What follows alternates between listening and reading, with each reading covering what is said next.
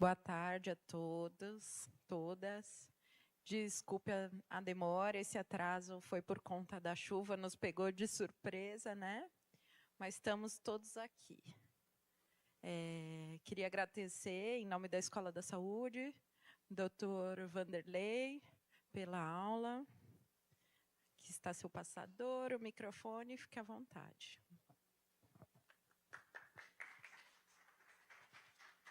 Bom, boa tarde. Em primeiro lugar, eu queria me desculpar aqui pelo pequeno atraso, que fugiu um pouco do controle. Eu estava no centro da cidade, lá alaga muito, né? Então eu tive que esperar baixar um pouquinho para vir, mas deu tudo certo. O importante é que nós estamos aqui, né? Acredito que muitas pessoas devam ter sofrido do mesmo problema. Deixa eu rapidamente me apresentar às senhoras e aos senhores.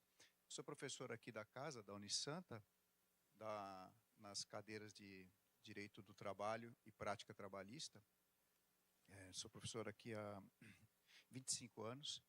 Então, eu vou procurar passar para todos uma visão acerca da questão do tema que é objeto aqui do nosso estudo, que é a questão do assédio moral no ambiente de trabalho. E eu vou fazer isso de uma forma a trazer o seguinte conhecimento de base para todos. Nós vamos analisar sob o enfoque dos contratos de trabalho mantidos sob o regime da CLT.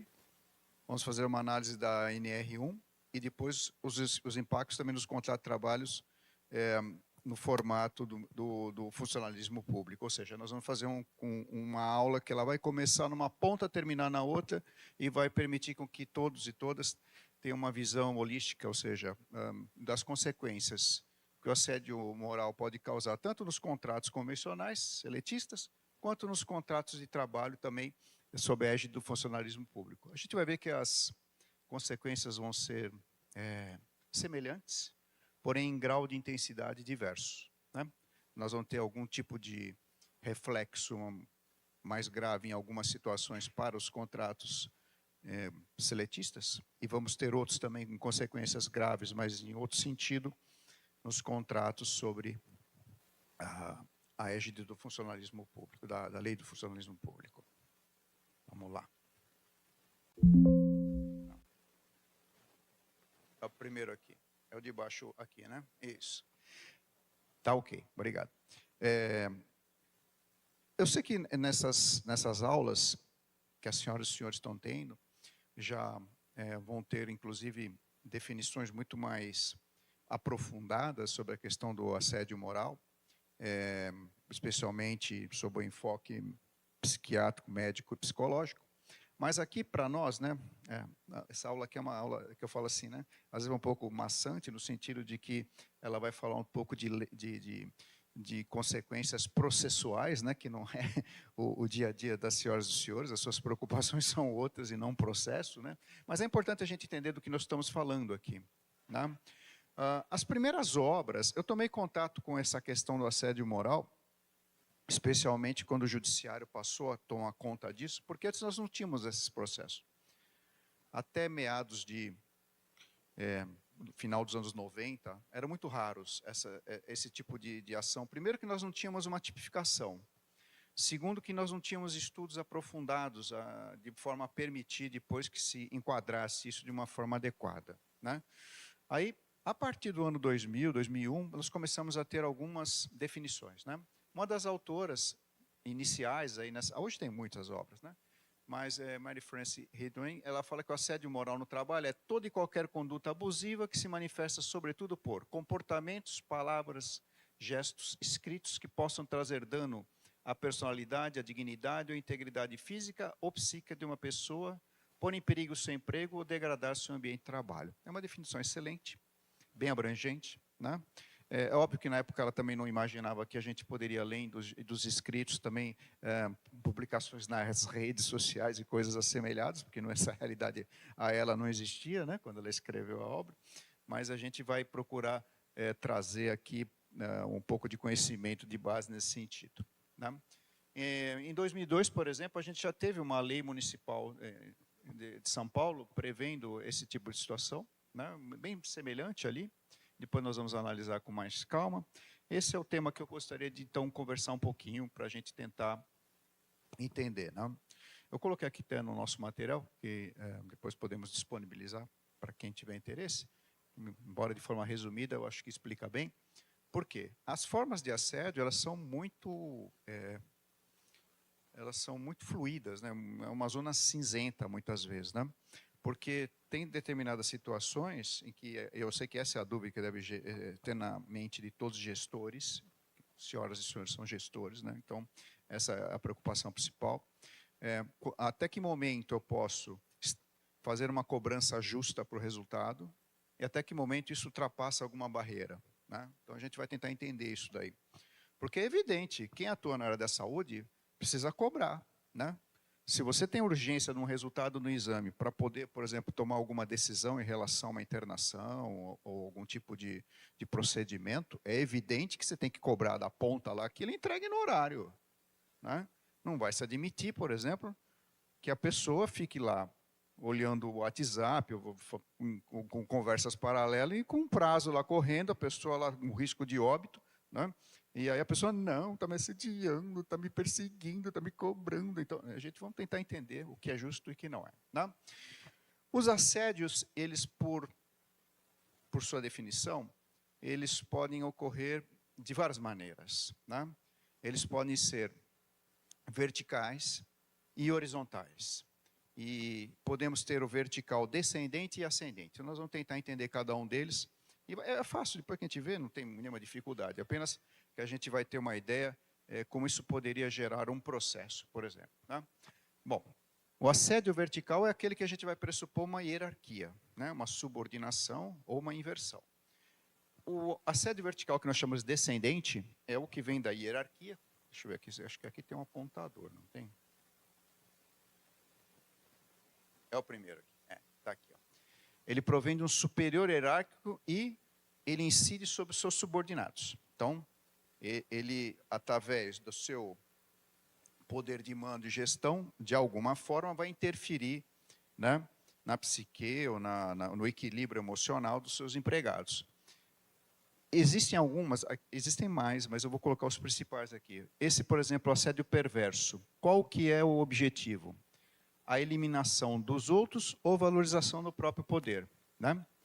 E, infelizmente, às vezes a gente observa, no caso dos senhores e das senhoras, mas a gente às vezes observa que alguns gestores, lamentavelmente, eles têm prazer, um prazer quase que vamos chamar entre aspas um prazer sádico, né, de simplesmente humilhar e destruir os seus subordinados.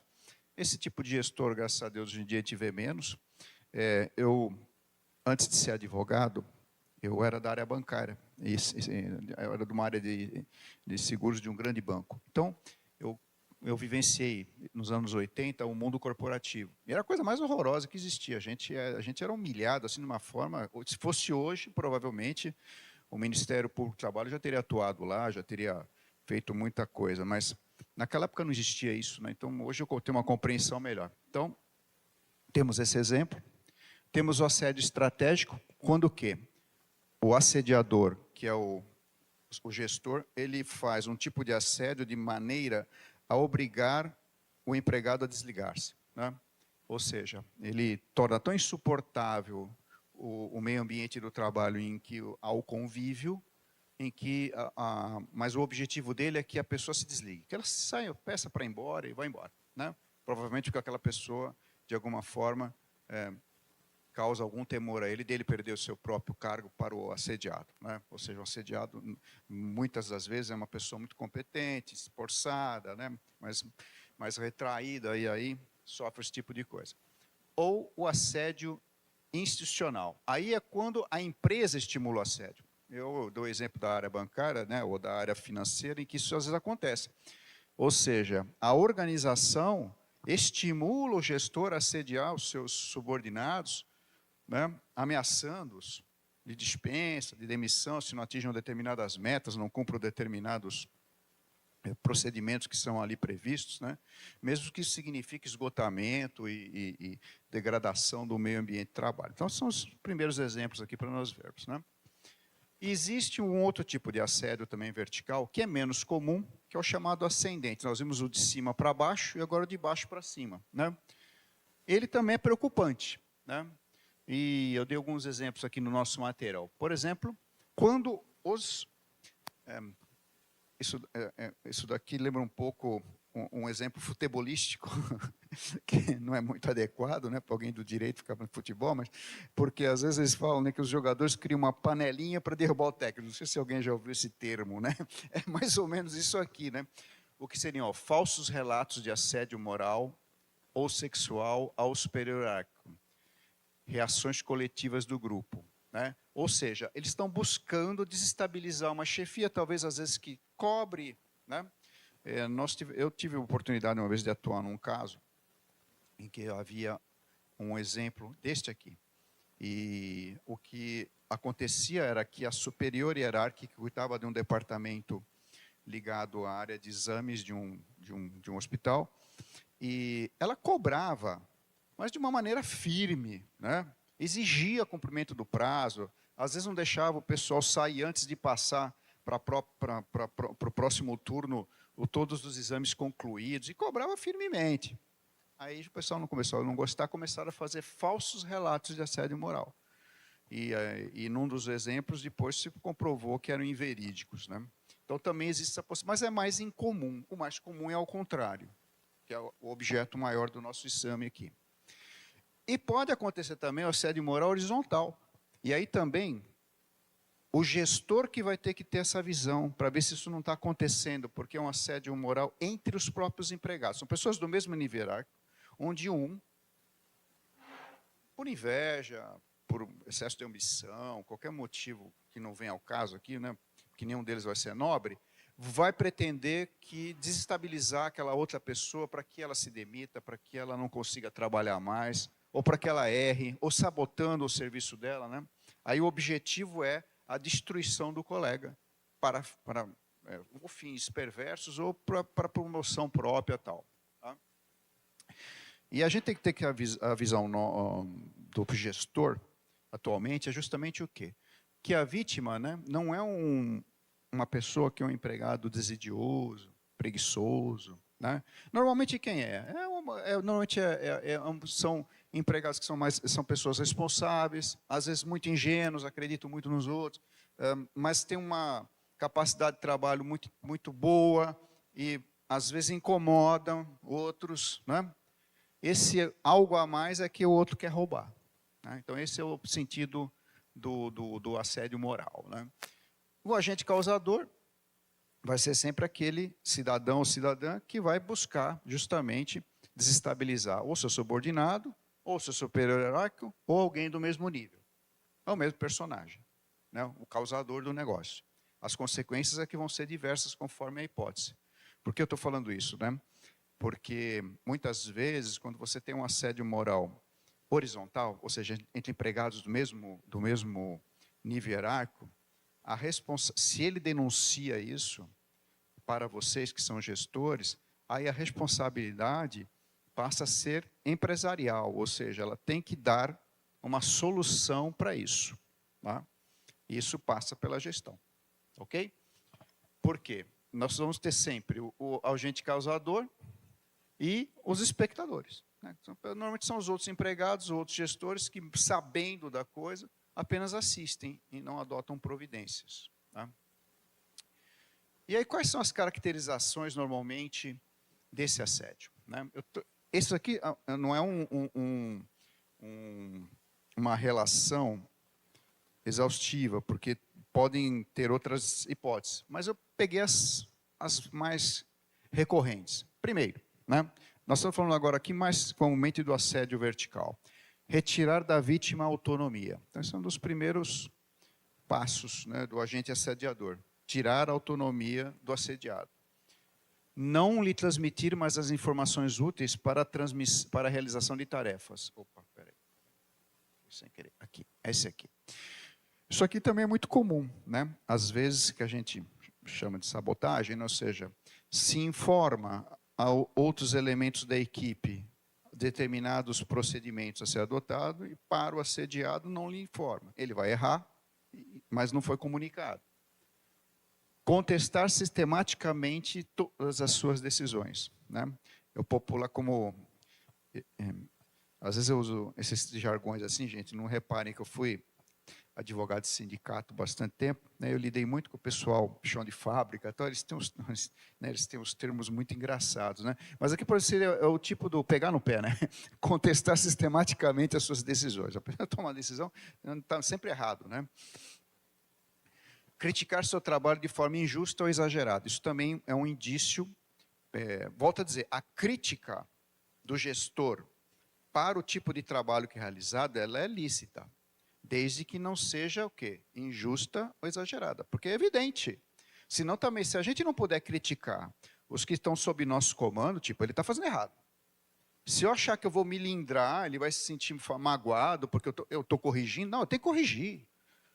Corrigir é obrigação. É a forma como a gente faz é que vai impactar e pode gerar danos indenizáveis. Tá? Então, a gente está percebendo que tem muito, isso tudo tem muito a ver com a forma como a gente vai lidar com a situação. Né? Privá-la do acesso aos instrumentos de trabalho. Telefone, celular corporativo, computador, ou seja, a pessoa começa a ficar isolada dentro do próprio ambiente. Retirar o trabalho que normalmente lhe compete, ou seja, um tipo de trabalho que às vezes tem destaque até, né? Destaca a pessoa por ela estar fazendo aquilo e de repente se retira. Não, você não vai fazer mais isso. Né? Dá-lhe permanentemente novas tarefas. Novas tarefas normalmente causam ansiedade na gente, né? Se alguém pedir para fazer alguma coisa que eu nunca fiz, por exemplo, quando eu me preparei para fazer essa palestra pela primeira vez, eu não tinha feito nenhuma dessa. Então, a gente fica ansioso, quer fazer o melhor, né? Então, se fizessem isso toda hora, eu ia ficar um pouco, né, ansioso demais. Atribui-lhe proposital e sistematicamente tarefas inferiores às suas competências ou superiores às suas competências. Ou seja, atribuir tarefas, eu volto a dizer, tudo que estiver dentro do contexto da função, em menor ou maior grau, é lícito, né? Se atribuir. Se uma pessoa, por exemplo, é vendedora numa loja, ela foi contratada como vendedora, mas eu pedi para ela também ajudar, de vez em quando, arrumar, colocar roupa, está dentro da atribuição. Né? Uma função menor, mas está dentro da atribuição. Não posso nem pedir o que é mais, nem o que é menos. Tem que estar dentro do contexto. Porque o menor pode significar uma humilhação. E a função maior pode gerar o quê? Erro e responsabilidade, né? Responsabilização da pessoa. A gente seria como exigir sempre alguma coisa além da capacidade da pessoa e sob ameaça. Nós temos que fazer. Não, mas eu não fui treinado para isso, não fiz o treinamento, não tenho NR35, não tenho, sei lá. Não, você tem que fazer. E aí a pessoa, obviamente, erra. Pronto. O motivo para uma advertência, uma suspensão, ou seja, uma perseguição. Isso é um tipo de assédio. Né?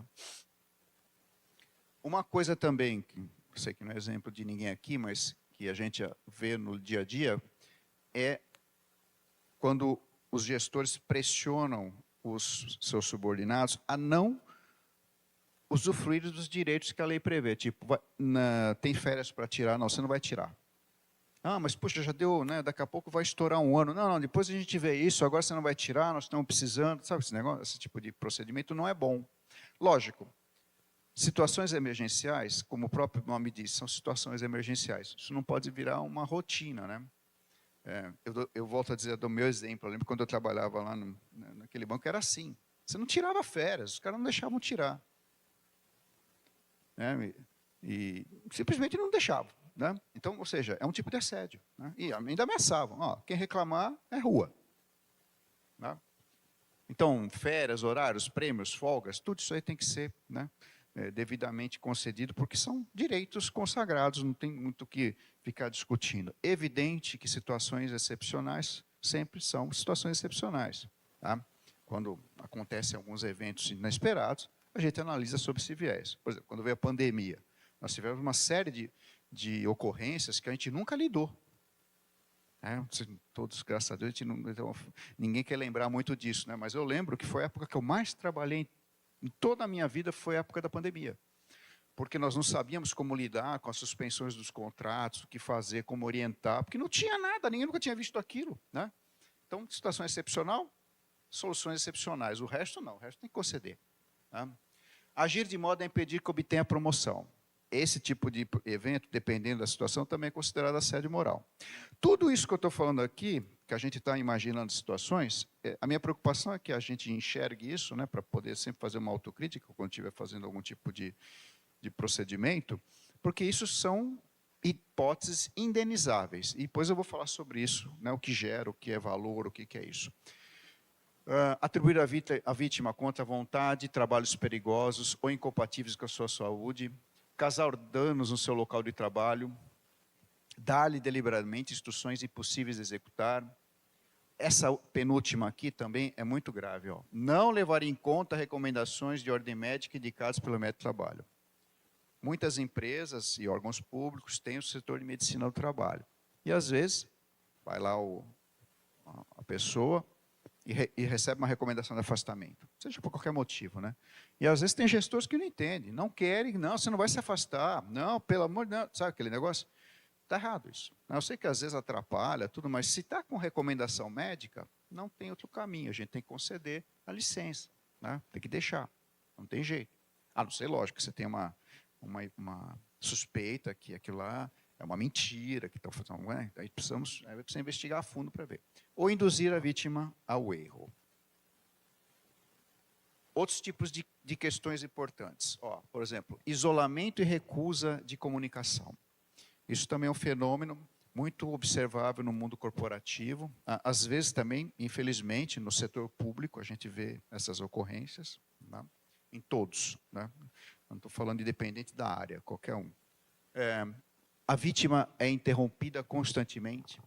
Superior hierárquicos ou colegas não dialogam com a vítima, ou seja, a pessoa fica uma pessoa totalmente isolada, numa humilhação muito grande. A comunicação com ela é unicamente por escrito.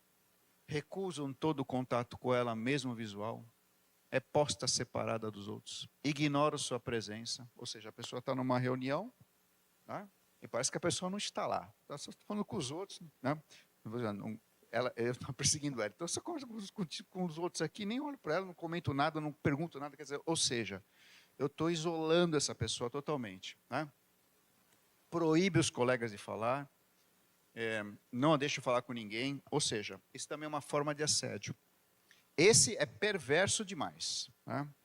Eu lembro que eu tive um exemplo uma vez que tivemos um empregado, ele foi reintegrado por uma decisão judicial, ou seja, ele tinha sido demitido e por uma série de outros elementos, ele foi reintegrado. Quando ele voltou, o que fizeram? Colocaram ele numa salinha, assim, num canto, sem fazer nada. E proibiam todo mundo de falar com ele, ninguém podia falar com ele, nem nada. Tá? Ele estava exatamente nessa situação aqui. Isso depois virou um dano moral indenizável, porque ele ficou simplesmente ali, ele não fazia nada, nada. E não atribuíam tarefas, não comunicavam, ninguém falava com ele, quer dizer, ele ficava lá parado, né? Como se fosse uma pessoa inútil. Ou atentado contra a dignidade. Né? Usar insinuações desdenhosas para qualificar a pessoa, isso é muito ruim. Né? Que o brasileiro tem, às vezes, essa cultura, às vezes, os apelidos. Né? Dependendo da situação, até o ambiente fica até mais leve, né? Às vezes tem as pessoas que brincam uma com as outras, tal, mas isso tudo tem que ser num sistema em que haja uma compreensão que aquilo não está ofendendo a pessoa, nem ninguém. Né? Fazem gesto de desprezo diante da pessoa, né? Levantar de ombros, suspiros, desacreditar a pessoa diante de colegas superiores ou subordinados. Normalmente, existe talvez um pensamento que é muito positivo, né, que devemos elogiar em público e repreender no privado. É sempre útil isso, né? Ou seja, quando é para corrigir, o ideal é não expor a pessoa, né? É natural, ninguém gosta de ser exposto, né? O elogio a gente gosta, né? A gente sempre lembra, né? Diz que apanha nunca esquece, né? Mas é verdade. Então, quando a gente tem alguma questão para correção, é interessante. A não ser que, por exemplo, o interesse para a equipe toda, né, que às vezes um erro que aconteceu, é necessário que todos saibam por quê, mas aí tem que ser dito de uma forma a não humilhar esses subordinados. Olha, houve um cometimento de um equívoco aqui, né? Isso nós conseguimos resolver depois, mas para evitar que todos estão cometendo, aí tudo bem, não tem nada demais assim. É diferente dizer, né, que não, por incompetência desse imbecil, não sei o que, tem as pessoas que são brutas, né, para falar, aí transforma-se isso. Atribuir problemas psicológicos, zombar de deficiência física ao aspecto físico, né, com imitações, caricaturas. Isso acontece muito no assédio horizontal, entre empregados. Às vezes a gente vê isso, né, pessoas que são menosprezadas pelos colegas, humilhadas, às vezes, por uma questão qualquer, seja física, de orientação sexual ou religiosa, sei lá, pouco importa. Mas aí é muito no horizontal. E aí, volto a dizer, quando isso acontece, e se isso chegar ao gestor, aí o gestor ele tem que começar a adotar as providências. Né? Depois, quando a gente cruzar as duas teses do CLT e do funcionário público, as consequências, aí a gente vai ver mais ou menos eu deixo uma sugestão assim de algumas providências que podem ser adotadas como mitigantes disso daí. Criticam a vida privada, zombam de suas origens ou nacionalidade, implicam com crenças religiosas ou convicções políticas, atribuem-lhe tarefas humilhantes e é injuriado em termos obscenos ou degradantes. E, por fim, a violência física ou verbal. Essa é mais fácil de ver, né? Porque violência física é evidente, né? A pessoa empurra outra, bate uma porta na cara. Às vezes não precisa bater na pessoa. Mas, por exemplo, bater uma porta, fechar uma porta na cara da pessoa é uma violência física. Mesmo que não tenha causado nenhum dano, não tenha acertado a pessoa, não bateu no rosto, nem nada, né? É um tipo de violência física. Falar com a pessoa aos gritos é um tipo de violência física. Né? Invadir a vida privada, não leva em conta seus problemas de saúde. Dei vários exemplos aqui, só para nós termos uma noção dos tipos mais comuns. Tá? Pois bem, vamos ver alguns, prevenção e informação. Algumas providências que os gestores podem adotar. Né? Mudança nas condições de trabalho, às vezes é uma forma de você, alterando a rotina, você pode, às vezes, evitar que aquilo se prorrogue ou se prolongue. Buscar, por exemplo, demonstrar que aquele tipo de gesto não é admissível dentro da organização, seja ela pública ou privada, pouco importa. Né? Como é que a gente faz isso? Em primeiro lugar, orientando a equipe. Ou, se você estiver no topo da hierarquia e o seu subordinado abaixo, que é o gestor da equipe, foi ele que praticou, vai ter que chamá-lo, né? Dizer, ó, fulano, isso não pode continuar. Né? E aí, como é que a gente gradua isso? Se for um empregado CLT, eu vou dar os exemplos aqui. No final da nossa exposição, aí eu vou dar os exemplos da questão que envolve a gestão pública em si, também quais as providências e como isso pode ser, inclusive, enquadrado como crime de improbidade. Eu vou explicar o porquê. Tá? Normalmente, podemos aplicar as seguintes penalidades: advertência, suspensão e até demissão do agressor ou mudança de local do agressor, caso se torne incompatível a presença dele e não haja possibilidade dele ser demitido no momento, por qualquer evidência ou evento externo. Né? Então, em primeiro lugar, se for um contrato CLT, a gente tem uma gradação. Se adverte a pessoa, primeiro oralmente. Não funcionou muito bem. Uma advertência por escrito. Não funcionou muito bem. Uma suspensão. Aí também não funcionou. Aí, por último caso, a pessoa vai provavelmente ter o contrato dela rompido por justa causa. Tá? Nós estamos falando aqui para as pessoas que estão com os contratos CLT. Não sei se é o caso de alguém aqui. Os exemplos mais comuns, né?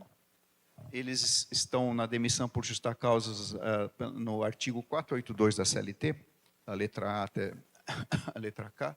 A gente tem os tipos, né, em que você pode enquadrar a justa causa para o empregado, que é o pior dos mundos. Né? Quando alguém é demitido por justa causa, ele tem direito apenas ao saldo de salário. Ele não levanta fundo de garantia, não recebe seguro-desemprego, não recebe o 13º salário proporcional, nem férias proporcionais, não recebe aviso prévio, ou seja, é uma demissão horrorosa. Né? Ninguém quer ela. Ok? E a gente tem algumas providências que seriam aquelas que nós enxergaríamos, né, teríamos como consequência, caso fôssemos gestores e houvesse a prática do assédio moral.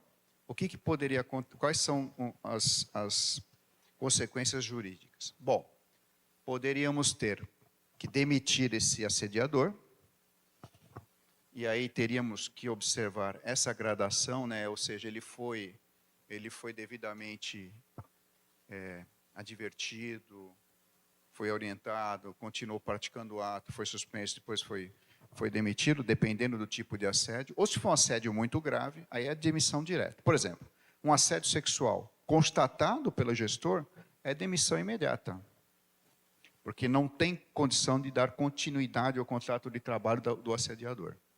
Um outro tipo de assédio, que esse daí longo, né, de ofensas, perseguição, tentativa de desestabilizar moralmente ou psicologicamente, aí é gradual. Mas quando tem um caso muito grave, porque, por exemplo, esse é um caso grave, né?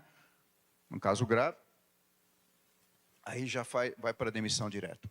E pode gerar também, né, uma reclamação trabalhista. Se a gente não toma providência, a gente tem também a possibilidade de uma consequência ao contrário.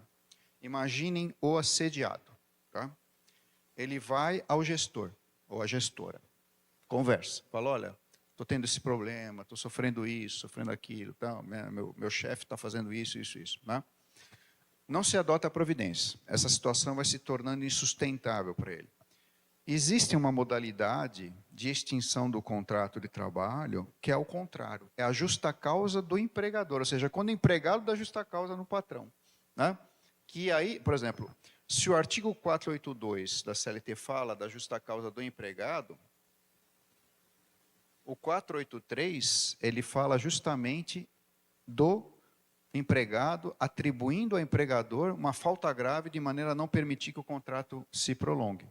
E aí isso gera passivo, né? Porque normalmente, nesse pedido de extinção por justa causa do empregador, a gente chama rescisão indireta do contrato, termo técnico, né? Rescisão indireta. Normalmente ele vai agregar o quê? Um pedido de dano moral. Ou seja, vai gerar um passivo trabalhista. Né? E aí, dependendo, hoje em dia, né, tem muito a questão de metas, né? Se é empresa privada, normalmente isso impacta no resultado. E aí vão cobrar do gestor ou da gestora. Né? Se for uma OS, alguma coisa, a mesma coisa. Né? Se for OS, vai ter o mesmo critério aqui. Risco de denúncia é o Ministério Público do Trabalho. O Ministério Público do Trabalho, ele tem uma atuação muito firme em relação ao assédio moral no meio ambiente de trabalho. As denúncias podem ser feitas, inclusive, por canais anônimos, ou seja, se preserva o anonimato do assediado, e aí pode-se abrir inquérito civil, e é uma dor de cabeça danada. A partir do momento que eles entram em campo, assim, eu sempre falo, né, para a empresa ou para o órgão público é uma droga, porque, nossa, tem que ficar dando um monte de esclarecimento, e vai, e volta, até o negócio arquivar demora muito.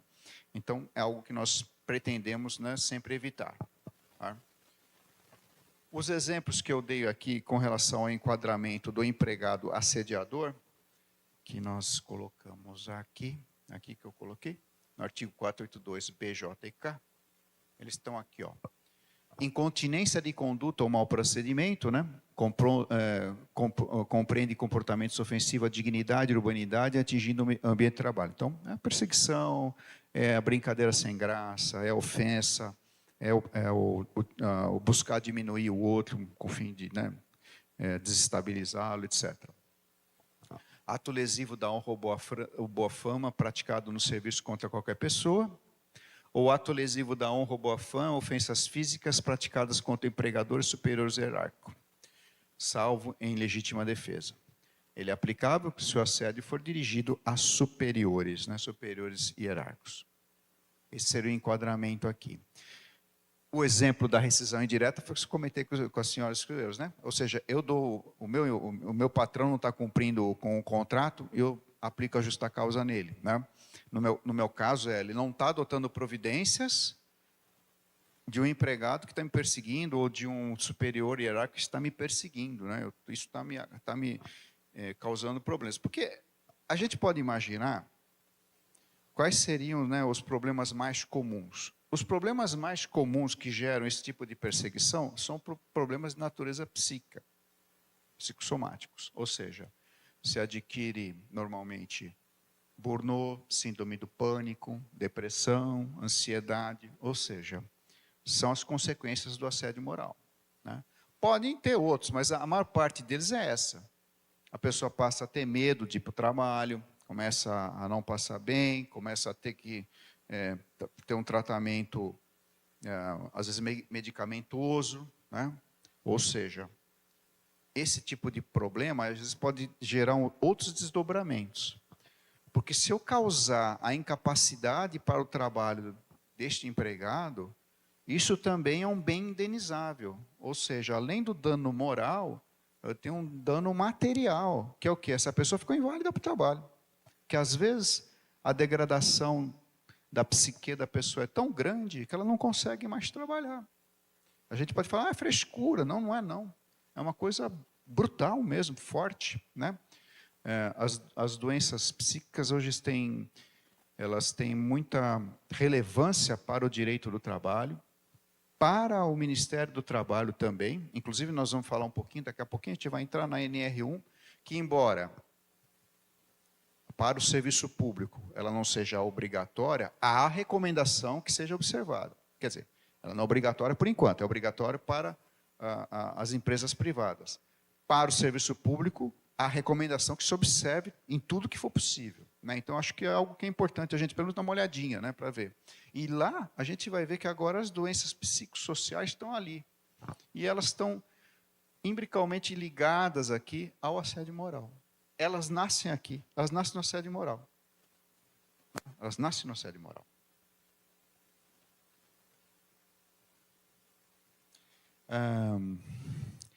Então, só fazendo um breve resumo, né?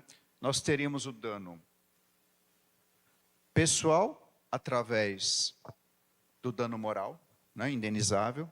Eu vou até adiantar para as senhoras e para os senhores, no Brasil nós não temos uma tradição de arbitrar valores muito altos para dano moral, né? A gente vê notícias, às vezes, né, de outros países em valores elevados, pessoas que são perseguidas ou têm alguns problemas, né? Aqui, normalmente, o dano moral são valores bem baixos, para a gravidade do caso. Um dano material, que aí seria, por exemplo, se isso gerar incapacitação da pessoa, a responsabilidade é do empregador.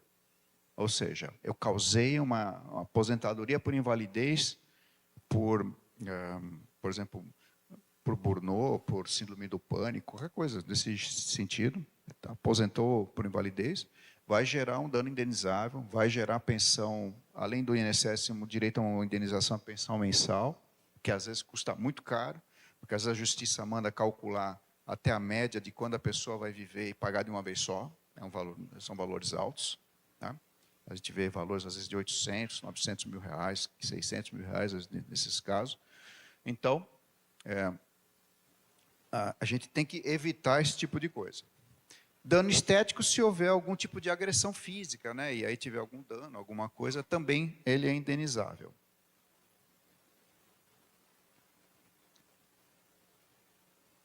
A gente normalmente vai estar lidando aqui com a reparação de danos individuais, o que não impede, por exemplo, se for um caso que a estrutura hierárquica é que quem obriga os gestores a atuarem de forma assediadora, aí você pode ter dano moral coletivo, porque daí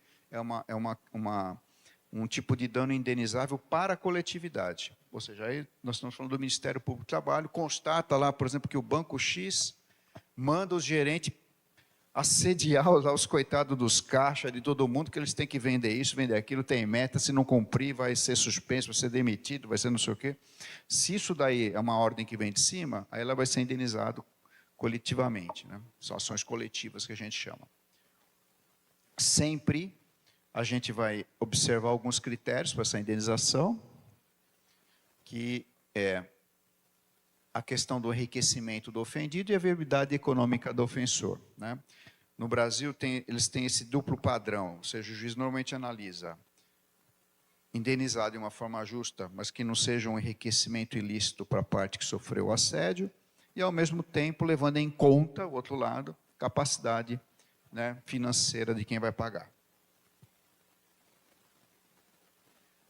Aqui, eu vou entrar no tema da NR1. Volto a dizer, a NR1, a norma regulamentadora 1 do Ministério do Trabalho, temos muitas novas regulamentadoras, né? 1, 2, 3, 17, por exemplo, ergonomia, 15 é insalubridade, 16 periculosidade, né? Então tem vários elementos. Mas a 1, ela cuida especialmente dos riscos ocupacionais e medidas de prevenção. E aqui é que eu queria trazer para a reflexão nossa, né? Por quê? Porque agora, antes não tinha, agora tem, e volto a dizer, mesmo que para o poder público isso não seja obrigatório por enquanto, na própria norma, está a recomendação para que seja observado no que for possível, né? Então, acho que ela é uma boa referência, né, para a gente. E o que passou a se, né, entender aqui, que antes não tinha, agora tem, que nos interessa aqui para a parte do assédio? É a inserção das doenças psicossociais nas questões de prevenção dentro das normas regulamentadoras. Antes não tinha, agora tem, né? A NR1, então os riscos psicossociais e a prevenção do assédio, tá? O que acontece? Antes se contemplava apenas, vou até destacar aqui com o riscos físicos, químicos e biológicos. Era o que se preocupava. Então, por exemplo, se o local fosse insalubre, vamos tentar mitigar a insalubridade com EPIs adequados, vamos ver o tipo de luva mais adequada, vamos ter, por exemplo, ter muito ruidoso, vamos ver o tipo de abafador que vai melhorar o ruído, etc., né? Ou se fosse químico, qualquer coisa do gênero, né? Acontece que aí eles passaram a incluir os riscos psicossocial. E o assédio moral é considerado um risco psicossocial relevante. É considerado. Então, por isso que eu estou trazendo aqui para a nossa reflexão, tá? E aí significa que o empregador, volto a dizer, a gente está falando empregador, a gente pensa, mas isso só é para quem é da iniciativa privada. Não, não é. Porque isso aqui serve de referência para o poder público também. Porque, afinal de contas, quem edita essa norma é o poder público, é o Ministério do Trabalho, numa equipe multidisciplinar, né, que envolve engenheiros, psicólogos e tudo, médicos do trabalho, um monte de gente. Universidades, ou seja, é algo muito bem pensado, né? O empregador tem dever o quê, então? Agora, identificar, avaliar e implementar medidas de prevenção e controle contra tais riscos. Assédio moral. Então, agora, o que era antes? Um entendimento em que você evitava, simplesmente por uma questão financeira, puxa, preciso evitar que senão vou ser condenado, vou tomar um dano moral, alguma coisa do gênero. Agora também é uma questão para a manutenção da atividade. Porque na medida que se ficar constatado, por exemplo, por um órgão fiscalizador, que não se adotam essas medidas, você corre o risco de, além de tomar as autuações, as multas, sofrer ação civil pública para cumprimento ou até a impossibilidade da continuidade da atividade empresarial, né? Então, por isso que eu acho que a gente tem que tratar do tema, pelo menos de uma maneira um pouco superficial, mas necessária aqui, para entender como é que estão sendo encarados isso hoje pelos órgãos fiscais também, né? Aqui nós estamos falando, então, do órgão fiscalizador, que vai exigir, de alguma forma, com que as pessoas que cuidam da gestão de pessoas adotem medidas contra esse tipo de risco, que passou a ser incluído que antes não tinha, né? Então, o campo de aplicação aqui, né? Ele é empregadores e empregados urbanos e rurais. Uma das obrigações, vai ser informar aos trabalhadores riscos ocupacionais existentes em locais de trabalho e medidas de prevenção adotadas pela empresa para eliminar ou reduzir tais riscos. Aqui tem os riscos físicos, biológicos, químicos, nossa, uma infinidade de coisas. O que nos interessa aqui são os psicossociais, aqueles que estão enquadrados lá no assédio moral, tá?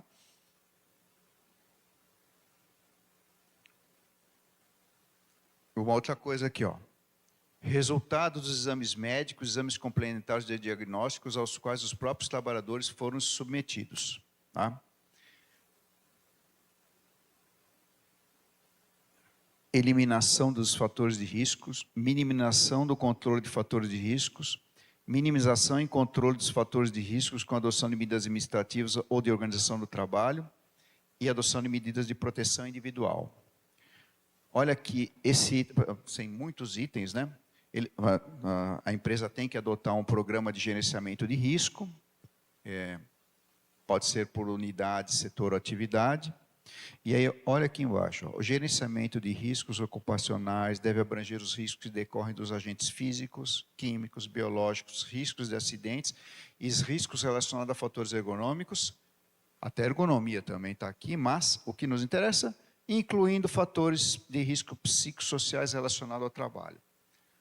E o assédio moral, via de regra, não é uma regra geral, mas tem uma incidência muito alta, ou a consequência que ele causa é normalmente ou afastamentos por doença psicossomática ou psiquiátrica, né?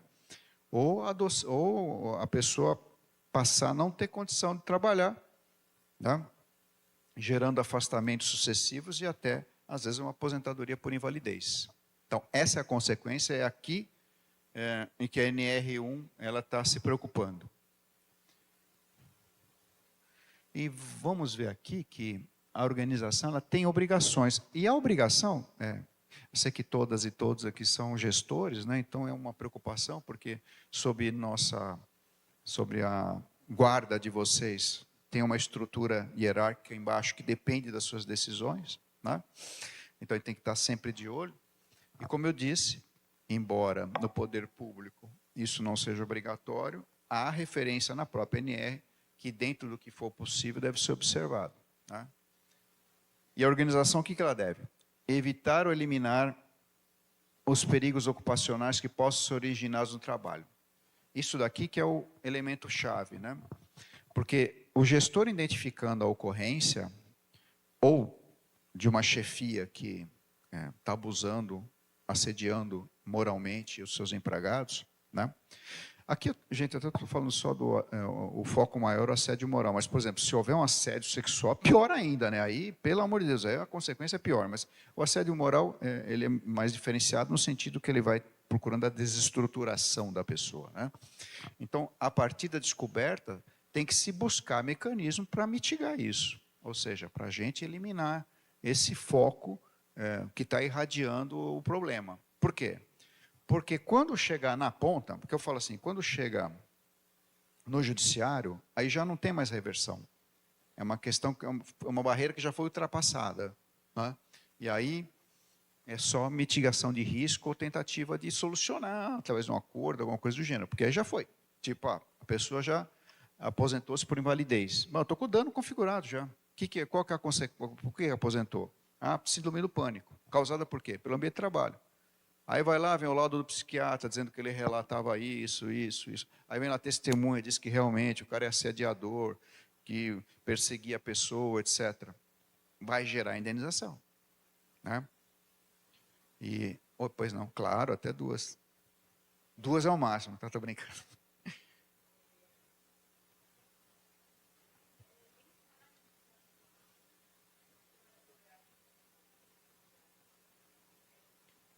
Então, depende do teor. Porque assim, mensagens no WhatsApp fora do horário de trabalho, que é um inferno isso, né?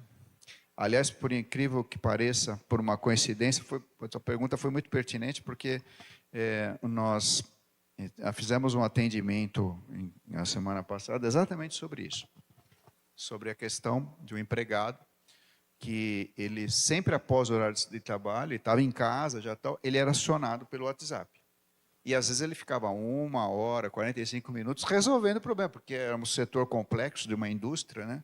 Aí ele perguntou se ele tinha direito à hora extra. Eu falei que sim, ele está postulando isso, né? Então, no caso dele, não era um assédio moral, porque ele não era ameaçado, assim, tipo, se não resolver tal. O chefe ligava, falava, você consegue ver isso? Consigo. Aí ele ficava lá e fazia, né? É evidente que agora isso daí vai ser o quê? Indenizável em termos remuneratórios. Você, com uma hora extra, vai calcular a hora extra e vai pagar para ele. O que pode gerar de indenização? É a questão da subtração do direito ao lazer. Isso também, hoje em dia, é um bem indenizável. Ou seja, eu não posso ter lazer, porque toda hora eles ficam me aloprando aqui com o problema da empresa, né? E a pessoa comprometida, ela não quer também que o setor dela tenha problemas, tal, ou a operação pare, alguma coisa do gênero. Porque no caso dele, por exemplo, ele resolvia de casa, ele não ia para lá. Ele pegava, entrava lá no computador e fazia o que tinha que fazer, liberava lá o pessoal, né? Enfim, mas é indenizável o quê? Pela impossibilidade de você usufruir do lazer, né? Que a gente chama de indenizável pela renúncia ao lazer. Mas assim, ainda não é assédio. Passa a ser assédio se a pessoa passa a ameaçar. Ó, você faz isso daí, porque se você não fizer, está cheio de gente querendo aqui o teu lugar. Aí já, nesses termos, começa a ser assédio. Né? Quando o cara simplesmente é um superior que fala, ó, olha, tem que liberar uma operação aqui, não tem ninguém, então você pode fazer? Se o cara fala assim, eu posso, tudo bem. É algo que eu indenizo como hora extra. Tem que pagar, porque está trabalhando. Né? Normalmente as empresas se fazem de mortas, né? Nesse caso, não pagam lá, o coitado do cara fica resolvendo, ninguém indeniza ele. Mas é indenizado. Agora, se a partir do momento que ele exige que cumpra, ele diz assim, eu não posso, estou no aniversário da minha filha, ó, se não fizer, aí já é assédio moral. Deu para distinguir bem? Deu? Legal. Aham. Uhum. Isso. Mas são as medidas de prevenção. Por exemplo, tem empresas que elas travam o uso, por exemplo, do e-mail corporativo, do computador. Né? Eles têm lá sistemas de log que você não consegue logar, não consegue fazer nada, para bloquear isso. Né? Eu não sei se ainda é assim, mas, por exemplo, acho que, se não me engano, por exemplo, o Banco do Brasil é assim. O sujeito está lá, se o gerente está horário de almoço, a máquina dele não consegue fazer transação. Ou seja, ele tem que ficar uma hora, ele não consegue entrar, não adianta, o cara, mesmo que ele queira, ele não consegue fazer nada. Né? Então, é uma forma de coibir, até para evitar esse tipo de coisa. Né? Porque hoje, infelizmente, nós estamos muito interconectados, né? E a gente tem que ter o direito de desligar de vez em quando. É difícil. Né? Quem tem filho ou adolescente ou jovem, né? A gente sabe o quanto eles ficam o tempo todo no celular. Né? O tempo todo. Né? Eu mesmo aqui, um pouquinho antes de vir aqui, já tem uma aluna já ligando por causa da prova, perguntando por que o trabalho não estava lá ainda. Ou seja, eles estão o tempo inteiro. Né? Então, a gente tem que procurar evitar isso. Né? Volto a dizer, situações excepcionais. Né? Tem uma emergência, não tem ninguém, só aquela pessoa é a próxima, vai pedir para ele. Né? O problema é, como eu disse, você fazer isso de uma forma de ameaça, né, ou constrangimento.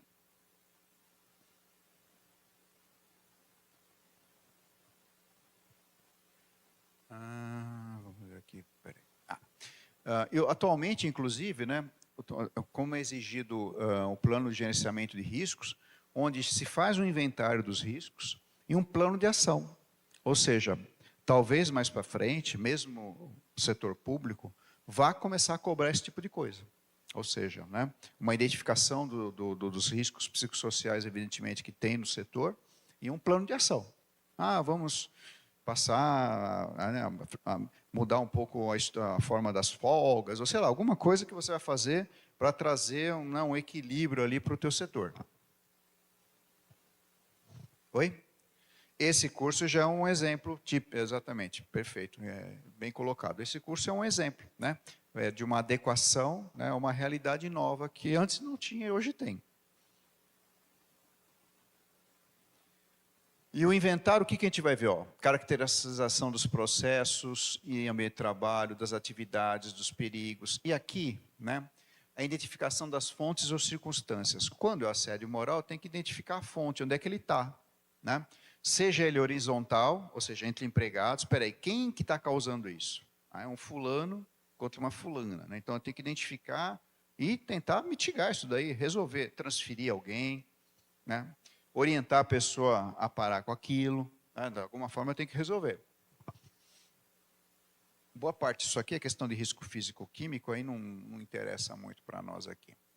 E aqui na lista, agora tem uma lista. Né? Então, agentes ou fatores de risco psicossocial de trabalho, doença relacionada ao trabalho. Esses afastamentos que eu dei, por exemplo, a pessoa está afastada por síndrome do pânico em decorrência de um assédio moral. doença do trabalho. Tá? E muitas vezes, isso daí a gente tem que, às vezes, fazer uma autoavaliação, principalmente nós que somos de uma geração que já passou por muita coisa e viu muita transformação. Né? Se a gente olhar a nossa realidade hoje, o que era na década de 80, 90, 2000, a gente teve uma coisa, uma virada de mesa brutal, né? Em termos, a gente jamais imaginava, por exemplo, que num celular ia ter tudo que exigia um computador do tamanho de uma sala, né? São coisas que o mundo mudou muito. E nós, principalmente quando começamos nossa vida, né? Aqueles que têm uma certa experiência na vida, que nem eu aqui, né? Nós que somos 60 a mais, a gente pegou um período em que isso daqui não era uma preocupação. Né? Muitos falam, não, isso é frescura, não, pô, isso é muita sensibilidade, nossa, que sensibilidade exacerbada, né? Não pode ser assim e tal. Né? E o que acontece? As pessoas, elas normalmente, sob uma pressão ou assédio, elas reagem de duas formas. Ou não ligam e ficam cascudas, né, no termo aqui, ou seja, né, cria uma casca e só vai em frente e deixa isso para lá, ou não consegue lidar com o negócio e desestabiliza totalmente e entra num parafuso sem fim. Né? Porque o problema dessas doenças psicossociais, ansiedade, depressão, etc., é que elas se retroalimentam. E se o foco é ali no ambiente de trabalho, aquilo não tem fim. Né? É ir de volta no médico, ir de volta no médico de trabalho, ir de volta no médico de trabalho. Porque o problema não está nela, está ali no outro. Né? E nós ainda temos que levar em conta, nós que somos todos aqui, né, temos uma certa experiência, que às vezes os nossos subordinados hoje, são muito jovens, eles são muito cheios de melindres. São muito mimados, muitas vezes. Então, eles não compreendem muita coisa. Então, às vezes, a forma de você falar é que precisa ter uma certa atenção. Né?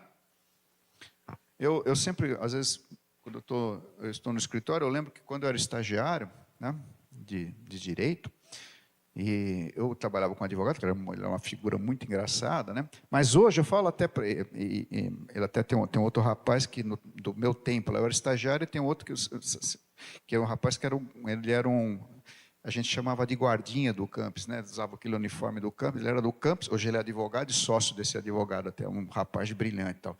Mas sempre falo para ele, João, se fosse hoje, acho que o doutor Geraldo estava preso, porque ele falava umas coisas para a gente, né? Ele chegava para o menino e falava assim, cadê aquele idiota do Vanderlei?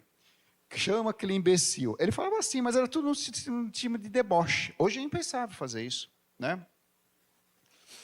Ele falou, como é que fala? Aquele idiota do Vanderlei já foi fazer audiência? Ah, já voltou.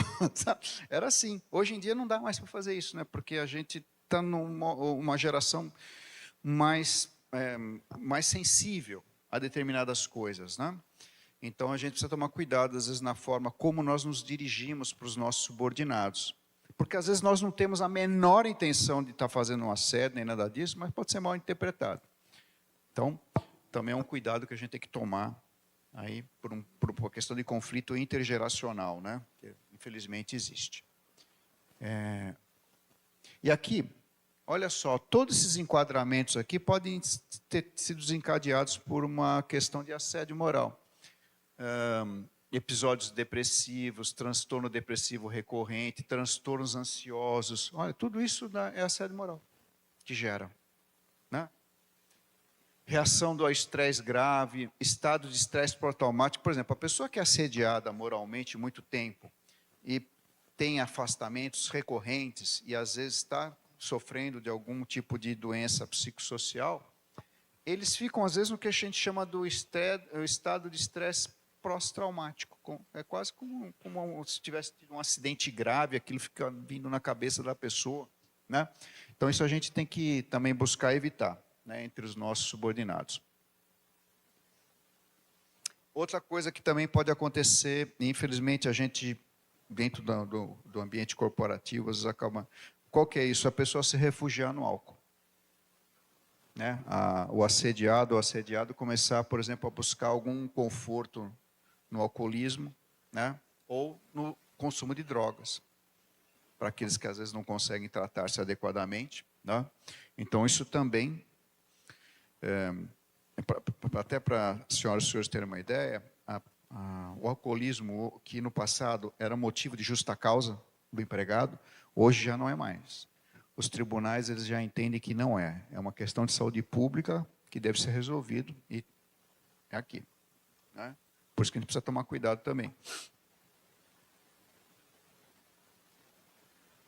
Vejo que toda a qualificação aqui né, as F aqui vem desde em todas, transtorno delirante, psicótico, depressivos, recorrente, ansioso, tem tudo aqui. E aí, qual que seria, né, um roteiro possível para a gente poder adotar como medidas, né? Algumas sugestões aqui. Recebimento da denúncia, porque às vezes chega a denúncia, né? Por exemplo, vamos imaginar que vocês sejam o topo da estrutura hierárquica. Aí abaixo de vocês tem, por exemplo, gestores e depois subordinados, né? A pessoa está no topo. Chegou a denúncia. A ideia é que tenha um acolhimento imediato, né? Tem que ser recebida com uma escuta ativa e postura respeitosa, ou seja, levando com respeito a quem está denunciando, porque às vezes a pessoa está fragilizada, dependendo também da sua condição, né? Se for mulher ou homem, pouco importa, né? Mas às vezes a pessoa, diante da sua condição, ela está fragilizada, e se não receber pelo menos o mínimo de atenção, né? Isso pode piorar a situação. Garantindo o quê? Sigilo e evitando julgamentos precipitados. Isso é importante, né? É no sentido de acolhimento mesmo, né? Ouve e tal, tudo bem, não emite nenhum juízo, nem de um lado nem do outro, porque muitas vezes a gente precisa apurar, até para não ser injusto para quem está sendo acusado, né? Normalmente existir um canal formal, isso no poder público é mais fácil, porque normalmente tem estruturas próprias para esse tipo de denúncia, né? Em ambientes empresariais nem sempre. Mas o ideal é que tenha um canal formal, né? Pode ser ouvidoria, RH ou canal específico de compliance. E aí, isso é o mais importante, gente, ó, confidencialidade, ou seja, o denunciante, a identidade será preservada. Por exemplo, se você faz uma denúncia dessa no Ministério Público, o seu sigilo está resguardado, né? Fica como a gente não consegue saber. Eu sei porque a gente, até pela minha atividade profissional, via de regra, a gente acompanha muito inquérito civil do Ministério Público do Trabalho, né? E normalmente as denúncias são anônimas e a gente nunca sabe quem é. Às vezes a pessoa, até o empregador até desconfia quem tenha sido pela circunstância do que está sendo narrado ali, né? Mas não se fica sabendo quem é. E está certo, tem que ser confidencial mesmo. Adoção de medidas imediatas protetivas. Se houver risco iminente à saúde física ou psíquica, afastamento temporário das partes envolvidas, uma da outra. Tá? Garantir que a vítima não sofra retaliações ou mudanças prejudiciais em suas funções. E, se for necessário, apoio psicológico, né? Dependendo da situação. E aí, apuração formal. Normalmente, o que a gente faz? Uma comissão de apuração, grupo imparcial, né? Se for na área pública, tem os gestores responsáveis, tem a procuradoria do setor, às vezes para cuidar do inquérito interno, né, etc. A fazer a coleta de prova, tem que ouvir a vítima, testemunha e o acusado, ou acusada, né? Todos têm que ser ouvidos. Sempre registrando por escrito, né? E aí, considerar o impacto do assédio no contexto dos riscos psicossociais da NR1. Né? A sugestão para apuração disso normalmente é tipo de 15 a 30 dias para apurar esses fatos, né? Que seria um tempo necessário e até legal, por exemplo, dependendo da situação, se às vezes você tem um empregado, que é, por exemplo, dirigente, eu estou falando empregado CLT, tá? Que ele é empregado CLT, dirigente sindical, tem estabilidade. Se ele é assediador, aí para você aforar o inquérito judicial, você tem 30 dias, por isso que não pode estourar os 30 dias aqui para fazer. E se você comprova a prática do assédio moral, aplicar sanções proporcionais, como nós vimos lá no começo da nossa conversa. Advertência, suspensão, dispensa por justa causa, reforçar treinamento e medidas preventivas, fazer comunicação ao Ministério Público do Trabalho se houver gravidade, e se não for comprovada a denúncia, né, registrar com decisão fundamentada e arquivar.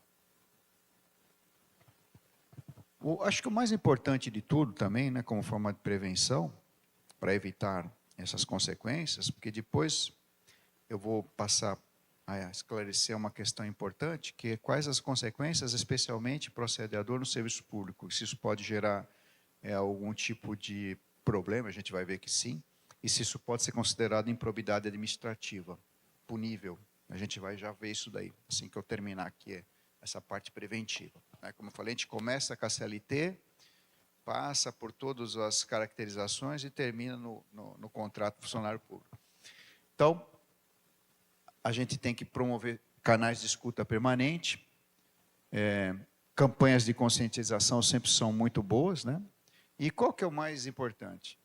É uma cultura de respeito, transparência e apoio emocional dentro das equipes de saúde. Esse que é o mais importante, né? É o saber ouvir, acho que é o segredo do negócio. Eu sempre comento que, não tem a ver com isso aqui, mas é um exemplo bom. Boa parte das ações trabalhistas que são promovidas, né, dentro da Justiça do Trabalho, uma parte delas é porque a pessoa não recebeu mesmo, puxa, mandou embora, não pagou, tal, né? A pessoa vai lá, vai buscar os direitos dela. Mas uma outra parte, bem relevante, é a forma como é feito o desligamento. Mas o empregado, ele não ia reclamar aquilo, ele só entra porque ele ficou com tanta raiva de que ter sido tratado daquele jeito, né? Então, isso impacta muito. O tratamento, parece que não, mas num ambiente de trabalho é muito importante. Muito, muito, muito, muito. Faz muita diferença.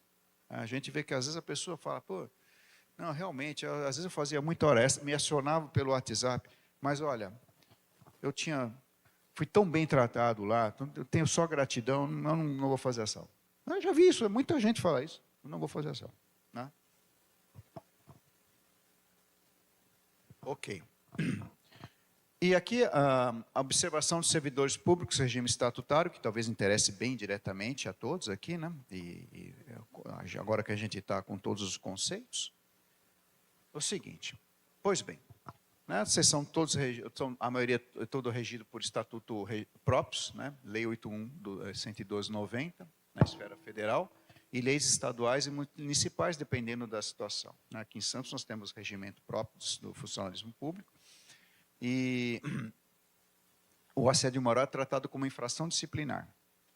Tá? Também leva a advertência, suspensão e demissão do servidor agressor. Além do aspecto disciplinar, aqui é o tema que eu queria tratar com vocês, a omissão da administração em coibir assédio pode configurar falha no dever de proteção do Estado. É isso que a gente quer analisar aqui. Envolvendo responsabilidade civil objetiva. E aí, eu até fiz esse comentário no começo da exposição, que embora a NR1 seja uma norma voltada inicialmente ao setor privado, o próprio texto determina que seus princípios se aplicam à administração pública direta e indireta naquilo que couber. Está lá no texto, né, lá no prefácio dele. Ali, né? Ou seja, não é obrigatório, mas deseja-se que se aplique. Tá? Assim o quê? Se esses órgãos públicos não identificam ou tratam os riscos psicossociais, podem ser responsabilizados também. E aí vem a questão da improbidade administrativa, que é talvez a preocupação maior de quem está no poder público, né?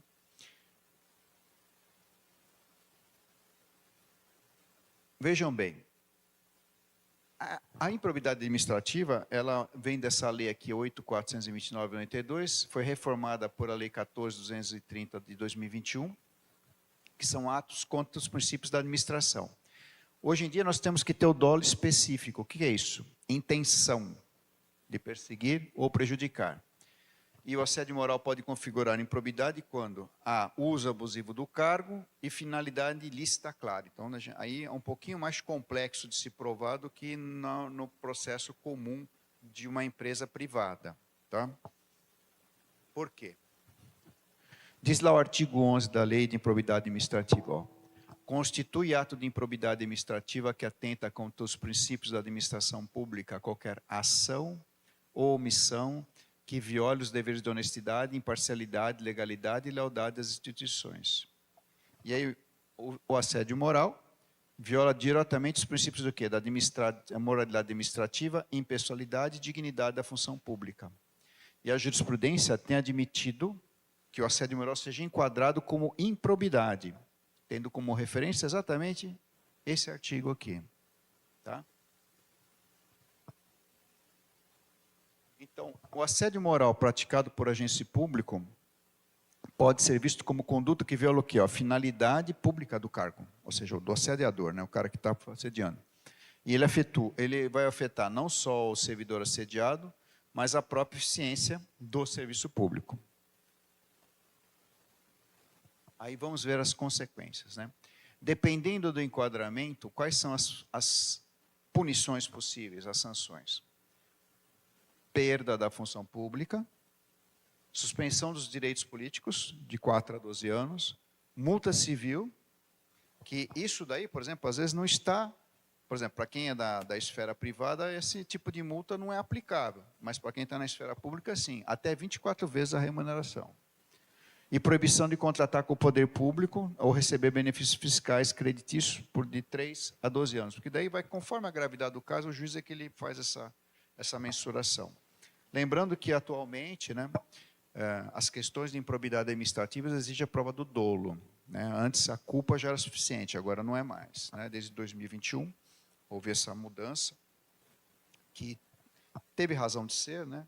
Porque, às vezes, muitos agentes públicos, sem qualquer benefício direto e sem dolo nenhum, às vezes eram condenados, junto com o poder público, a indenizar no ato, como se fosse improbidade. Né?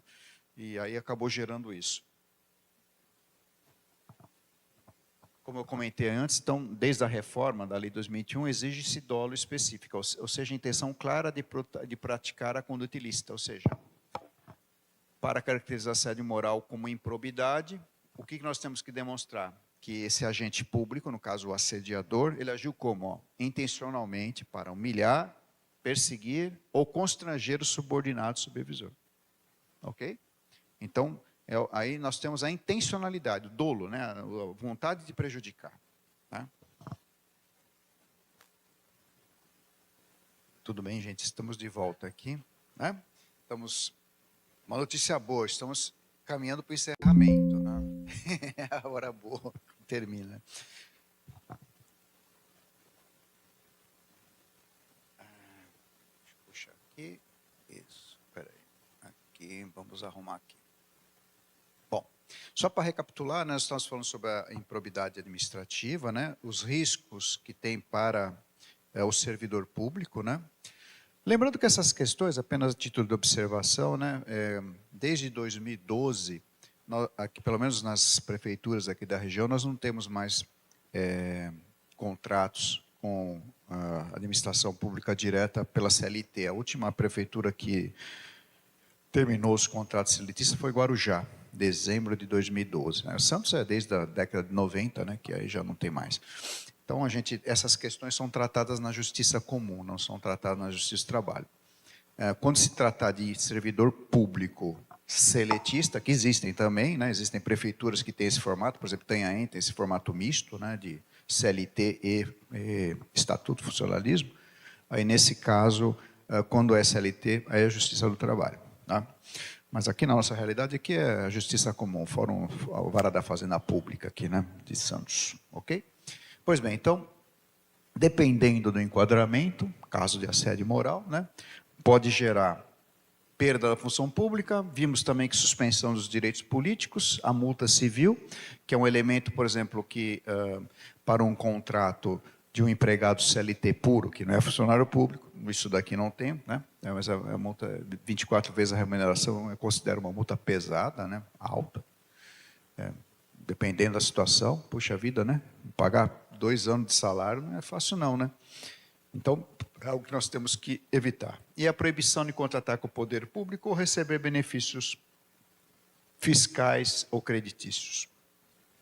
Pois bem, como eu também havia comentado, hoje em dia, para que você constate esses elementos, nós precisamos do dolo específico, ou seja, a intenção clara de prejudicar. Né? ou de praticar a conduta ilícita. E nós paramos aqui, onde verificamos que para caracterizar o assédio moral, na improbidade administrativa, que eu acho que é o mais preocupante, deve ficar demonstrado que o agente público ele agiu intencionalmente, buscando o quê? Humilhar, perseguir ou constranger o subordinado, seu servidor. Consequências para o agente, né? Importante que a gente vê, porque isso até em termos de orientação, às vezes, para seus subordinados, parece que eles compreendam isso, é interessante. Quando você está no topo da hierarquia, por exemplo, você tem chefias abaixo de vocês, né, e depois tem os outros segmentos que estão abaixo deles. Para essas chefias, é importante eles enxergarem quais são as consequências para isso. As administrativas, advertência, suspensão ou demissão, né, com procedimento administrativo disciplinar. No direito à ampla defesa, etc., né, no âmbito do serviço público, é necessário se instaurar o PAD, né, normalmente nas prefeituras isso é acompanhado pela procuradoria, ou pelos departamentos consequentes. E as civis, da improbidade. A gente viu que a perda da função pública, a suspensão, etc. Né? E as penais, que podem ser enquadradas nos crimes de constrangimento ilegal, injúrio e abuso de autoridade. Ou seja, as consequências diretas para o assediador no serviço público são muito mais danosas para ele próprio do que do assediador lá na esfera da empresa privada. Não que ele não vá ser, por exemplo, se um assediador numa empresa privada, ele pratica um assédio moral que causa danos, e dentro desse assédio, por exemplo, ele praticou injúria, algum tipo de crime, ele pode responder igualzinho, não tem problema, não vai ter diferença. Mas, por exemplo, não tem multa civil, né? Dificilmente a empresa vai conseguir responsabilizar ele diretamente, ele era preposto dela, estava agindo em nome dela, ela vai ter que fazer um processo próprio para poder obter algum tipo de compensação, né? Às vezes, ele vai também se basear no seguinte, fala, não, mas eu fazia isso porque eu era exigido pela empresa que se fizesse isso, quer dizer, então era um tipo de assédio estrutural, quer dizer, então, as consequências normalmente diretas para o assediador são mais graves aqui, tá? Volto a dizer, não que o assediador na esfera privada não vai sofrer consequências. Como eu falei, se ele praticou crime, vai responder igualzinho. É crime, pronto, acabou, é injúria, é constrangimento ilegal, né, enquadrado. Vai responder criminalmente.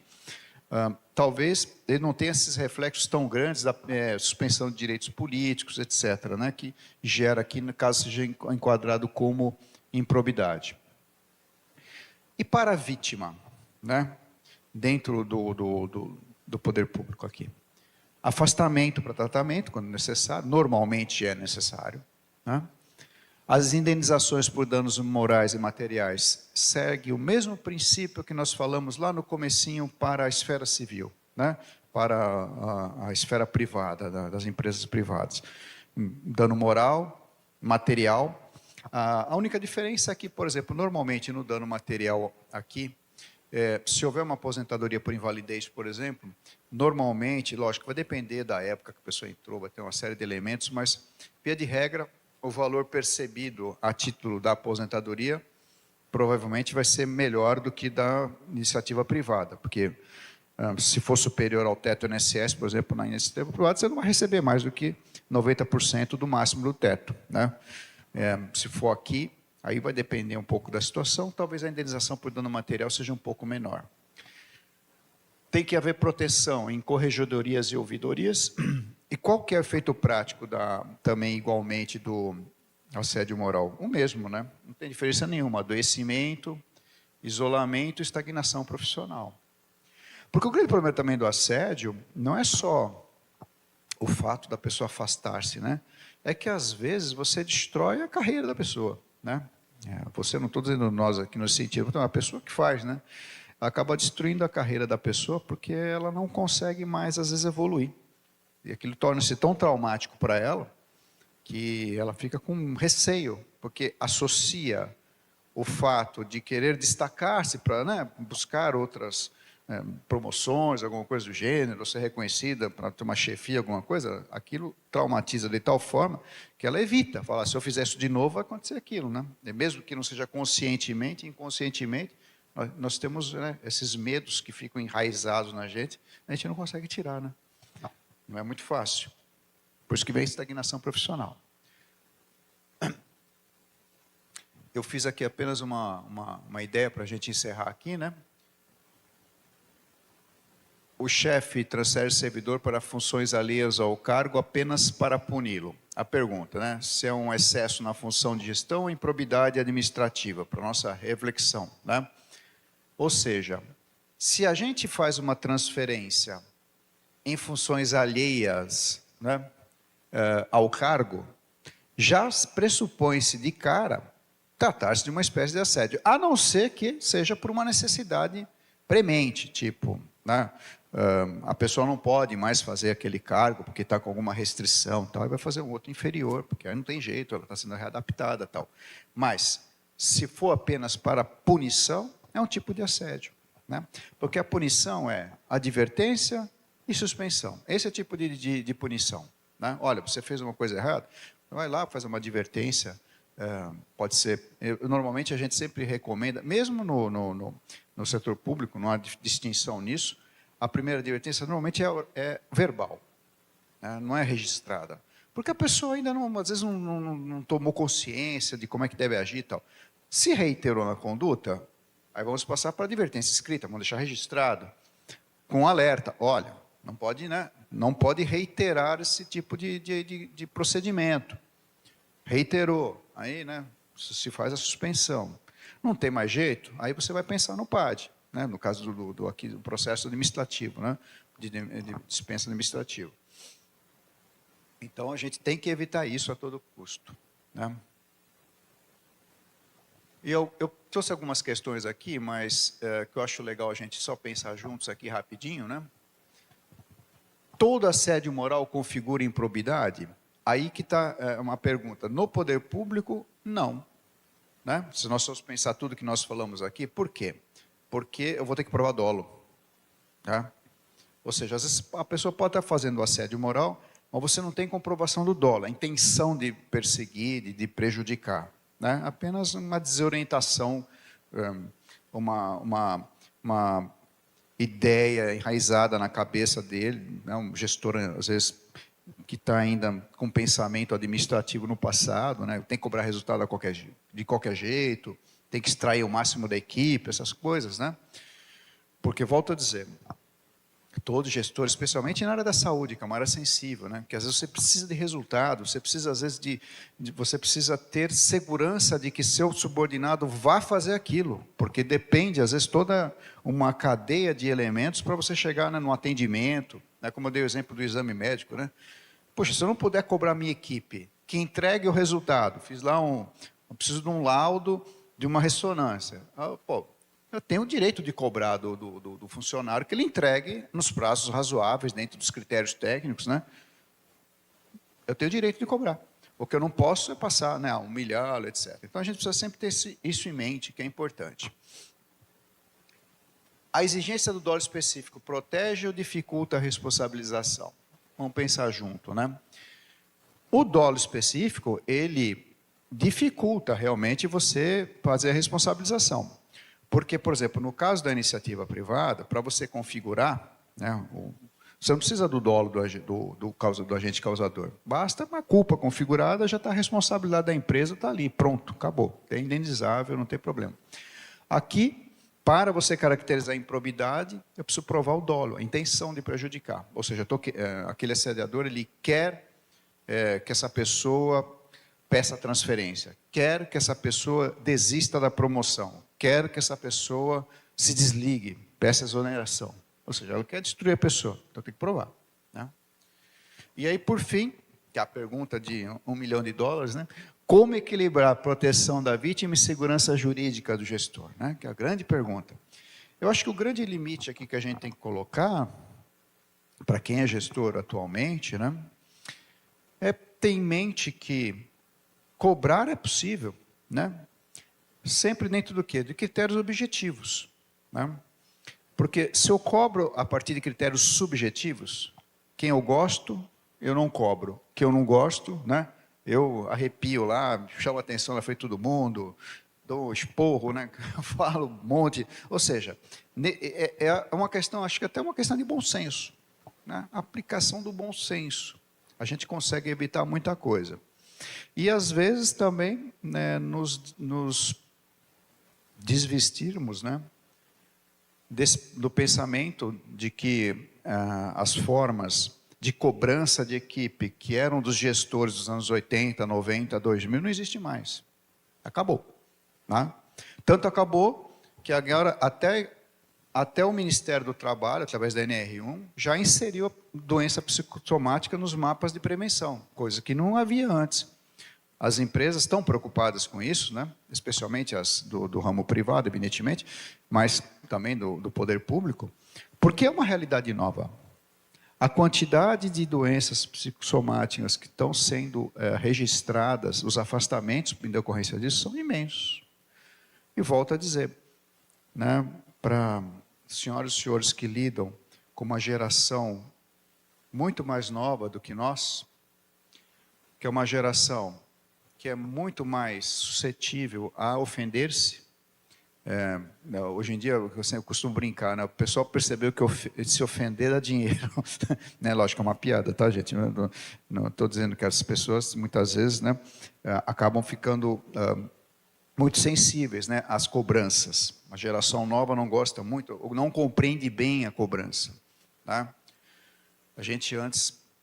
Por exemplo, né, hoje em dia, se você vai brigar com o teu filho porque ele não está estudando, é um problema, né? Nossa, tem que ter um tato, né, para falar com ele e tal. E antes não tinha nada disso, né? Tomamos peteleco e vai estudar, e fim de papo, e não é atormenta, né? Então, a gente tem que lembrar, né, que existe esse choque intergeracional, né, que é natural. Então, tomar as cautelas. Por isso que eu digo, né, se possível, né, o elogio ser público, e a correção, dependendo do tipo, volto a dizer, porque às vezes você vai fazer uma correção pontual que interessa a equipe toda. Que às vezes é uma falha constatada, praticada por alguém, não de má fé nem nada, aquela pessoa errou, mas é um erro justificável. Né? A gente não, tipo, você vai explicar o que aconteceu, todo mundo vai saber que foi o fulano ou foi a fulana, mas vai explicar de uma forma técnica. Falar, ó, gente, aconteceu isso, né? Mas, ó, a gente tem que evitar isso, porque pode acontecer isso aqui, ó. Você, próxima vez, se acautela, toma esse tipo de cuidado e tal. Ou seja, eu não estou ofendendo ele, né? Também não estou passando a mão na cabeça, dizendo, ó, tu errou, né? Mas, ó, esse erro aqui a gente tem que tomar cuidado, porque isso pode acontecer mais vezes, né? Isso daí, por exemplo, isso é em qualquer ambiente, né? Tanto da saúde, e principalmente na área da saúde, que às vezes pequenos erros, por exemplo, na entrega do exame, no tipo de identificação de medicamento, etc., que isso pode causar consequências. Fala assim, olha, nós estamos respondendo aqui um processo de indenização por dano moral, porque no soro estava 0,1, você colocou 1. Quer dizer, pô, pelo amor de Deus, para eu ter matado o cara, sei lá, alguma coisa do gênero assim, né? Isso às vezes interessa para a equipe toda. Fala, gente, não pode, esse tipo de distração não pode acontecer aqui, a gente está ligado, né? Mas é a forma de falar. É o jeito, né? Não é chegar e humilhar a pessoa em detrimento de você chamar a atenção. Né? Eu acho que se você souber fazer essa diferenciação, não digo que é 100% garantido, né? Sempre vai ter gente que vai se ofender, mas você vai estar respaldado, né? pelo bom senso, inclusive. Então, para encerrarmos aqui nossa conversa aqui, após uma chuva torrencial, né? O pessoal heróico que veio aqui, heróico, hein? O pessoal que chegou aqui, herói. Porque, olha, estava realmente, eu olhei lá, estava muito alta a água lá, tive que esperar baixar para poder sair. Né? Então, o assédio moral fere a dignidade dos servidores, os princípios da administração, configura improbidade administrativa, a gente viu desde que haja dolo específico, tem 3 esferas de responsabilização administrativa, civil e penal, e o papel da administração vai ser prevenir, punir e reparar. Né? E depois, se quiserem, esse material, outra vez eu já disponibilizei via um PDF, e eu deixo aí para quem, às vezes, quiser fazer uma consulta, alguma coisa, né? Não tem nenhum problema. E aqui no finalzinho eu deixei depois só apenas para curiosidade, para aqueles que quiserem aprofundar, as mesmas implicações do assédio moral para o empregado CLT e servidores públicos, né? A gente vê aqui as semelhanças e as pequenas diferenças justamente nas penalizações, né? Como eu disse, para o servidor público, se ele for enquadrado numa hipótese de improbidade administrativa, as consequências são pesadas, né? Então, às vezes, uma orientação adequada é sempre importante para evitar isso, porque, volto a dizer, ninguém vai querer pagar uma multa de 24 vezes o salário, né? O negócio não é muito bom, não. Tá bom? Se alguém tiver alguma dúvida, eu fico à disposição aqui para vocês e agradeço a oportunidade de falar, né, para vocês, que são pessoas tão qualificadas, né, para aqueles que estão assistindo pela internet, que hoje, para vir para cá, barco submarino, né, ou esperar passar a chuva. Hoje eu até estava comentando, já recebi mensagem dos alunos falando que, olha, à noite não sabemos se vamos, porque já estão com medo da chuva, né? O pessoal fica com receio, né? Isso acontece. Bom, gente, muito obrigado e espero vê-los em breve aí novamente.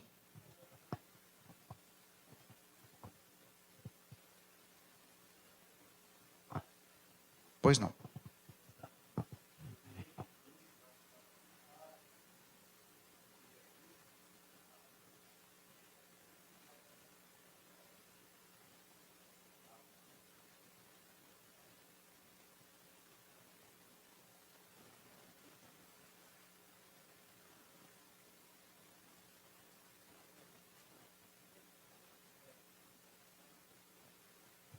Bom, essa é uma questão muito interessante, né? Porque, assim, o ideal e o correto seria que o poder público, o contratante, fornecesse, né, um celular corporativo para aqueles que têm função de gestão, principalmente, né?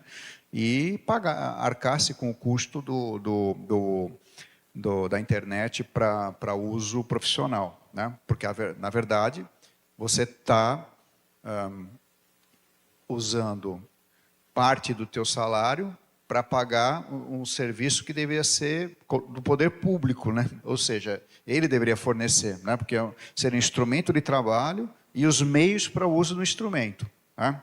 Agora, fora isso, a ideia também é a mesma, né? Se você usa o celular e o WhatsApp como forma de comunicação, né?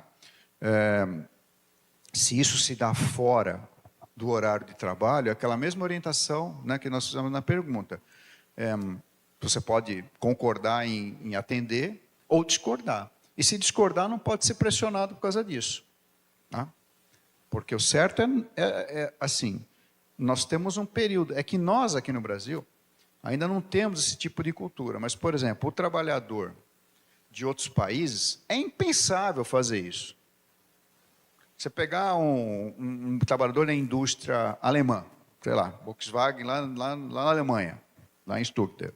Aí chega lá, saiu, 5 horas da tarde, acabou o serviço, aí foram embora. Aí, 9 horas da noite, o cara manda uma mensagem, olha, aqui no setor XYZ, está precisando liberar não sei o quê. O cara, se ele quiser falar não, ele vai falar não e acabou. Aqui já a pessoa fica com medo. Ah, é o chefe que está pedindo. Ah, é o secretário de saúde. Ah, é não sei quem. Né? A gente acaba atendendo. A gente tem esse temor reverencial ainda e fica meio instável. Mas, assim, é errado. Né? Eu acho que o custo devia ser arcado pelo poder público. Né? Seria o ideal. Seria o ideal. Por quê?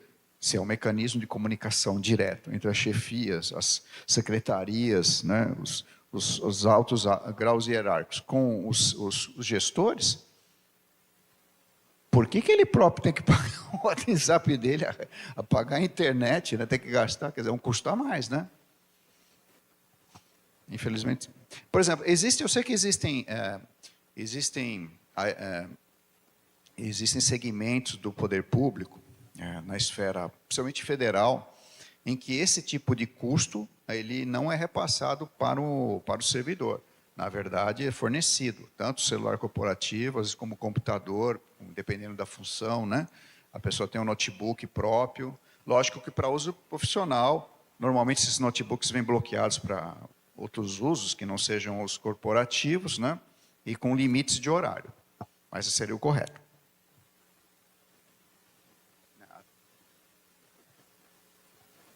Então, obrigado, gente.